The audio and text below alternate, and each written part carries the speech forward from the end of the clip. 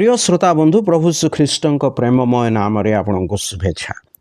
पवित्र बाइबल जिसा पुस्तक 53 अध्याय 11 पदरे आम पाठ करूँ से आपणा प्राण वेदनार फल देखि तृप्त हेबे। आंभर धार्मिक दास आपणार ज्ञान द्वारा अनेक को धार्मिक करिवे और से मानकर अपराध बहिबे। गत भागरे आम देखिलु जे ख्रीष्टଙ୍କ ठारे विश्वासकारी माननकु से किपरि आपणा ज्ञान द्वारा धार्मिक गणना करती। तदनुरूपे ताहांक विषयक ज्ञान ताहांक ठारे विश्वासकारी माननकु जीवन दान करे।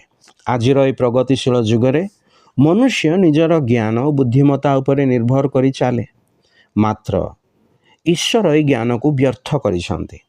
ईश्वरंकर वाक्यरे दुख प्रकाश पूर्वक कुआଯାଇଛି, आंभर लोक माने ज्ञानर अभाव सकाशु विनष्ट होई अछंती। तेबे मनुष्यर विनाश क्यों ज्ञान द्वारा एड़ाई हेब? शास्त्री और फारूसी माने जेतेबेले आश्चर्य कर्म चिन्ह दाबी करुथिले से मानकु प्रभु श्रीख्रीष्ट कहिले, दक्षिण देशर राणी विचार रे एही वर्तमान पुरुषर लोकंकु सहित उठी एमानकु दोषी करिवे, कारण से सोलोमनक ज्ञानर कथा सुनिबाकू पृथ्वीर प्रांतरु आसीथिले। आउ देख, सोलोमनकर अपेक्षा महत् विषय ए स्थान रे अछि।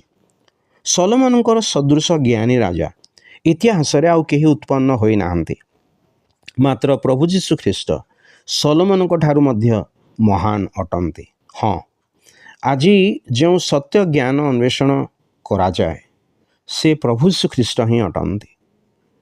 कलोसिया मानकु प्रेरित पाउल लेखि कहिले, एणु ताहा सुनिबा दिन ठारु आम्भे माने मध्य तुममानंको निमंते प्रार्थना विनती करिबारु क्षांत हेउना। जेपरि तुमे माने संपूर्ण रूपे ईश्वरंकर अभिमत ज्ञात होई समस्त आत्मिक ज्ञान और बुद्धि रे प्रभु को सर्व प्रकार संतुष्ट करबा निमंते ताहांकर योग्य आचरण कर, अर्थात ईश्वरंक तत्व ज्ञान रे बढ़ी समस्त सत्कर्मर फल रे फलवान हुआ, कारण ख्रीष्ट होचंती ज्ञानर भंडार।